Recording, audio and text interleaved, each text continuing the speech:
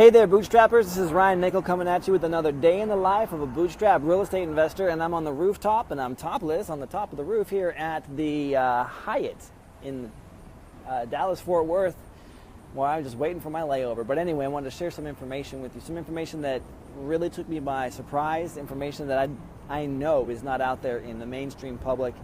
But I want you to understand this as bootstrappers when you're going and you're knocking on doors of people that are in foreclosure. And I want you to understand why and what you're up against with these banks and why they're foreclosing on people. I'm going to try to surmise what I learned in 2 days and a ton of material. These were two 12 to 14 hour packed days with one of two of the sharpest minds in this industry.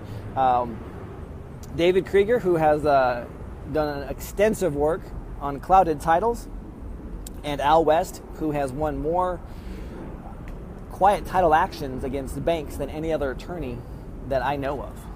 And these two gentlemen came and just unloaded on what they know, and I'm going to share that with you right now, right here. And this is why this is a special episode, number 100, and I'm going to give you some of the inside secrets of what I know that I don't readily share with anybody, not even with my coaching students, because this stuff is so crazy. But this is just the tip of the iceberg where I want to share with you exactly what's going on, why these foreclosures are happening. So here's what happens. So whenever someone takes out a mortgage loan, it gets sold to the secondary market, and you have these investors on Wall Street. They have it, and they're in what's called a REMNIC trust. It's in a REMNIC trust, and we'll just call it a trust. So these mortgages are all bundled up in these trusts here, and then you have a servicer who's in front of the trust, and then they go out and they service the loans. You're getting these mortgage statements from Wells Fargo, from Ditech, from Bank of America, blah, blah, blah.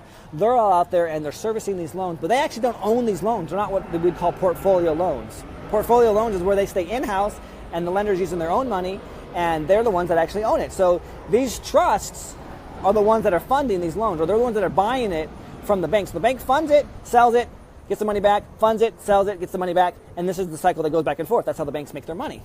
But these trusts here, they own everything. So the servicer now is making monthly payments to these trusts every single month when the mortgage payment comes in. But this is what I just found out.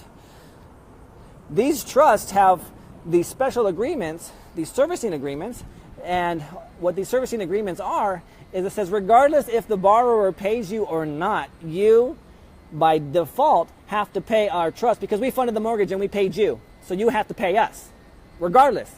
So these servicers are paying every single month to these trusts regardless if the monthly mortgage payment is getting made. Okay, that's cool. So these trusts own the mortgage. That's totally cool. Understand it? Okay. These servicers are the ones that are foreclosing. Now wait a second here. Who can foreclose? A debt collector cannot foreclose. This servicer cannot foreclose. Only the lien holder, the owner of the debt, can foreclose. But the debt's being paid regardless. And yet you have these servicers that are out there foreclosing. And why are they foreclosing? Because they can't afford to have all these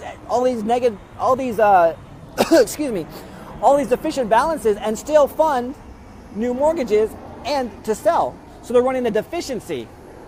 And because they're running a deficiency, they're having to foreclose as soon as possible on these mortgages. And that's why they're doing it without mercy. That's why people are just like, hey, my loan modification got denied for the 9th time. It's because they don't care about you. They don't care about your loan modification. All they care about is making money. And if they can't stay afloat, they go under. That's why so many banks folded in 2008, 2009, 2010, 2012. It wasn't because they didn't have mortgages to sell. It was because all of a sudden, there was a huge pool of defaulted loans that were happening on their books, and they didn't have enough liquidity, enough capital to float those payments back to the trust. And so what they did, they went belly up. They closed their doors, they folded because there was not enough liquidity.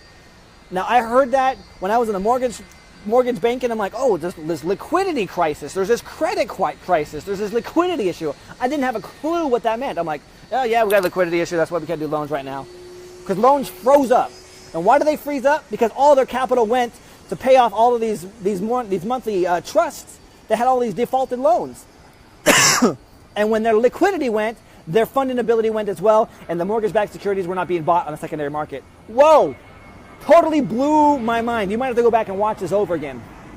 But when I understood that, these servicers now are going after and they're foreclosing with a vengeance because they don't want to get caught because there's a second wave coming. There's a second foreclosure wave, and it's on our heels, and it's coming at you. And these servicers are trying to get all of their deadbeat loans off their books as soon as possible because if they don't, they're going to end up like the Bear Stearns, Merrill Lynch, Countrywide, New Century Mortgage, First Franklin, all these other mortgage companies that went belly up in the crash in 2008. So anyway, huge news. So when you're going out there and you're talking to homeowners like, excuse me, when you're talking to these homeowners like, I'm working at a loan modification, bullshit. No one's going to give you a modification. Nobody is. And this is the reason why. They don't care about you or your modification. All they care about is getting that book, your loan, off their books as fast as possible. And that's why you have, in California, they have what's called a dual tracking law now. So that if you're under a modification review, they cannot foreclose on your property. But what does it mean to be under modification? You have to have a full application. And this is why guys are so frustrated, because they're faxing the same documentation, the same damn documents to them 4, 5, 15 times. And they're like, we still don't have the documentation. Can you please send it to us? We don't have a full application. We can't review your loan modification. Foreclosure! You were never in modification review. We never got all your paperwork.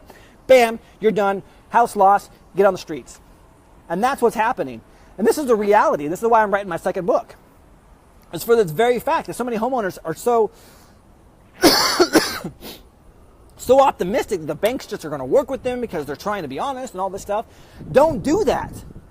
Don't do that. There are other ways around it. And that's what, as a bootstrap investor, that's why I paid the money, and that's why I've learned all this stuff, how to do that, how to fight these foreclosures, how to properly defend them. I'm in the process now. I just retained Al West on one of my deals. I have a deal right now that I'm actually going in foreclosure with.